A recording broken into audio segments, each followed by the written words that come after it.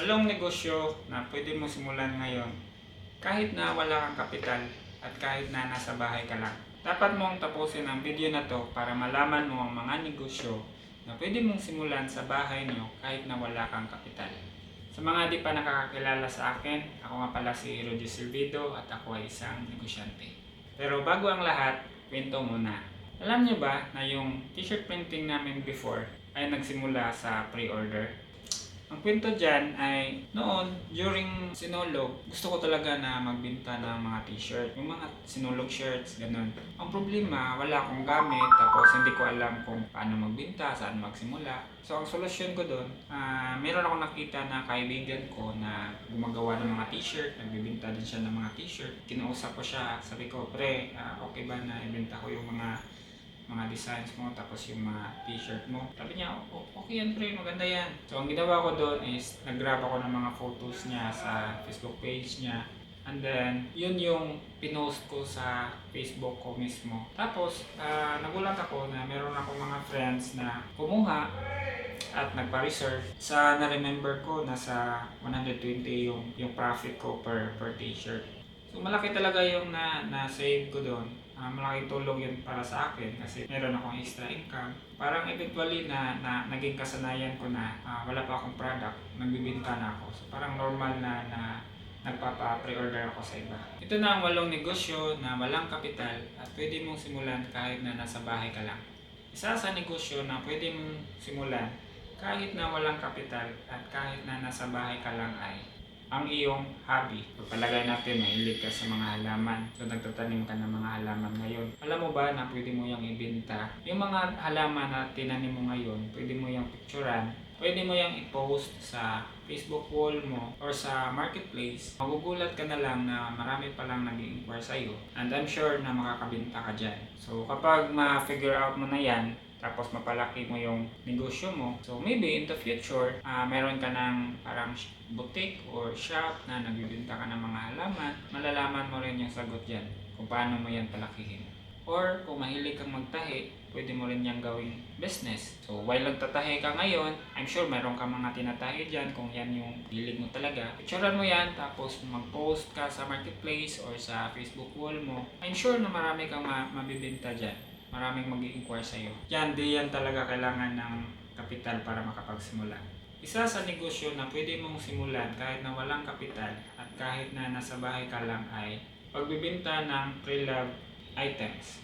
Alam ko na marami kang mga gamit yan na hindi mo na ginagamit ngayon or napaglumaan mo na. Alam mo ba na pwede mo yung i-post sa marketplace or sa iyong Facebook mismo? I'm sure maraming tao ang may gusto dyan. So, gawin mo lang, post mo yan, picturean mo, mas maganda, authentic talaga siya na picture. Tapos, i-post mo kahit sa Instagram, kahit na anong social media na meron ka. I'm sure mabibinta mo yan. Case in point, pag gumana yan, ang ending mo dyan is magiging boutique yan, magiging siguro in the future malaking okay business. So, depende. Alam ko na meron talagang sagot dyan. So, ang maganda dyan, ngayon, binigyan kita ng idea kung paano magsimula. Isa sa negosyo na pwede mong simulan kahit na wala kang kapital, kahit na nasa bahay ka lang ay merienda business. Sa ngayon, alam ko na gumagawa ka ng mga merienda, kagaya ng mga pagpalagay natin, mahilig kayo sa banana Q. So, ang gagawin mo, while gumagawa ka dyan, videohan mo or kumuha ka ng picture, tapos i-post mo sa Facebook wall mo or sa marketplace. I'm sure marami kang makukuha customer dyan. Kapag na-figure out mo na okay yung business na yan, I'm sure na pwede mo yung palakihin. Case in point, pwede mo yung gawin na nakikita mo yung mga stall sa mall, nagbibenta sila ng mga delicacies. So yan yung future mo dyan. Pero sa ngayon, magsimula ka na mag-post sa wall mo. Isa sa negosyo na pwede mong simulan kahit na wala kang kapital at kahit na nasa bahay ka lang ay tutor business. Alam mo ba na ang tutor business ay isa sa pinakamaganda? Pwede ka nang magsimula kahit na wala kang kapital. Dahil sa sobrang busy ng mga magulang ngayon, hindi na nila kaya na i-train or i-tutor yung mga anak nila. Kaya sila nag-hire ng mga private tutor para sa kanilang mga anak. For example, yung anak nila is mahina sa English. Pwede sila maghanap ng mga magagaling na mag-English and then sila yung tutor. Kung ikaw ay magaling na mag-English, pwede mo yung pagkakitaan. Mag-post ka, maghanap ka sa iyong mga friends, mag-record ka ng video, gumawa ka ng advertising materials, tapos mag-post ka sa wall mo na tumatanggap ka ng tutor business. I'm sure na marami kang kapitbahay na mag-inquire sa iyo at I'm sure na may magandang kitaan dyan. So, ang future mo dyan, kapag ma-figure out mo na mapalaki yan, ay magiging learning center na yan, or case in point, meron ka ng BPO, wherein yung mga clients mo ay abroad. Ngayon kasi, marami talaga mga business ngayon online. So, kapag ma-figure out mo na yan, at gusto mo na talagang i-upscale yung business mo, so case in point, ang ending mo dyan, yung business mo ngayon ay magiging ESL business or manpower services wherein nag-hire ka na ng mga teacher, ng mga online tutor, tapos yung mga customer mo ay nasa abroad, China, Hong Kong, Singapore. I'm sure na familiar kayo na maraming mga negosyo na ganyan ngayon. Isa sa negosyo na pwede mong simulan ngayon kahit na walang kapital at kahit na nasa bahay ka lang ay ulam business. Yes, totoo po yan. Isa sa pangunahing pangangailangan ng mga tao ay pagkain. Alam ko na meron kayo niyan everyday kasi si mama mo palagi yung nagluluto. So, ang gagawin mo, picturean mo yan or videoan mo, tapos i-post mo sa Facebook page mo or sa Facebook wall mo or sa marketplace, kahit na sa Instagram or Twitter. Basta mag-post ka. I'm sure na maraming magko-comment dyan. So, ang magiging customer mo dyan ay yung mga kapitbahay mo o yung mga friends mo online na interested sila sa pagkain na pinopost mo. So, I'm sure nakikita ka talaga dyan. So, kung gusto mo nang lumaki yan, maybe in the future, magiging restaurant na yan or magiging karinderya.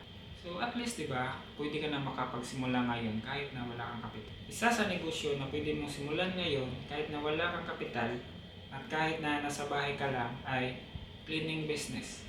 Dahil sa sobrang busy ng mga tao ngayon dahil sa kanilang mga trabaho, kaya sila naghahanap ng mga cleaners. So ang maganda mong gawin dyan, kumuha ka ng walis tingting at dustpan, tapos utusan mo yung kapatid mo na mag-video sa'yo while doing na maglilinis ka sa bahay niyo. Tapos, kapag meron ka ng video or pictures, pwede mo na yan i-post sa marketplace or sa iyong Facebook wall. Tapos, ilagay mo sa caption na you are accepting home service cleaning services. I'm sure na gagana yan and I'm sure na marami talaga mag-i-inquire sa'yo niyan. Pwede kang mag-umpisa na kahit na konti-konti lang, kahit na maliit lang yung bayad, at least makapagsimula ka, kahit na sa maliit na halaga ay ma-figure out mo kung paano yan mapapalaki. Maybe in the future ay magiging cleaning services na yan, tapos meron ka ng app na wherein yung customer ay pwede nang mag-book online or pwede na silang mag-message sa'yo sa Facebook page mo or sa website mo. Yan yung future ng business na yan. So malaga ngayon ay umpisahan mo na mag-post. Isa sa negosyo na pwede mong simulan ngayon kahit na wala kang kapital at kahit na nasa bahay ka lang ay i-post mo ang produkto or negosyo ng kaibigan mo. Yes, maghanap ka ng mga kaibigan mo na merong mga binibenta online or meron silang mga services or meron silang negosyo. Tapos, i-post mo yan sa wall mo. Tapos, kausapin mo siya na bigyan ka niya ng discount. And then, i-post mo yan sa marketplace. So, kapag meron nang nag-order sa'yo, kunin mo yung item sa kaibigan mo, tapos ibigay mo sa customer mo. At kapag andyan na sa'yo yung bayad ni customer, kunin mo yung tubo mo, tapos yung sobra is yung kapital, yun ang ibibigay mo sa kaibigan mo. Di ba wala kang kapital niyan? Hindi ka na talaga mag-start. Isa sa negosyo na pwede mo nang simulan ngayon kahit na wala kang kapital, kahit na nasa bahay ka lang ay marketplace technique. Ang maganda mong gawin, maghanap ka ng mga produkto sa Shopee, tapos kunin mo yung mga images, tsaka description and title. I-post mo sa Facebook marketplace mo or sa Facebook mo mismo. Tapos, hanapin mo yung mga produkto na maraming benta at yun ang i-post mo. I'm sure na maraming mag-i-inquire sa'yo niyan. And then, kapag meron ka ng order, kunin mo muna ang bayad ni customer, saka yun ang ibayad mo sa Shopee. So yan, another form of business yan na walang kapital. Kahit sino pwedeng mag-umpisa, kahit na matanda, kahit na bata, Kahit na may asawa, kahit na estudyante, pwede kang magsimula niyan. Kasi hindi yan kailangan talaga ng laking kapital. Alam niyo ba kung bakit ko ito sinishare sa inyo ngayon?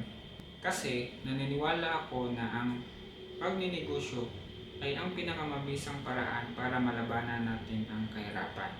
Kung nagustuhan mo ang video na to, pwede kang mag-comment or i-share mo para marami ang makakakita at makakaalam. Alam ko mahirap ang sitwasyon mo ngayon, kaya gusto mong magnegosyo, kaso nga lang wala kang kapital. Kaya pinaalala ko sa iyo ngayon na hindi mo kailangan ng malaking kapital, hindi mo kailangan ng anumang kaalaman para makapagsimula.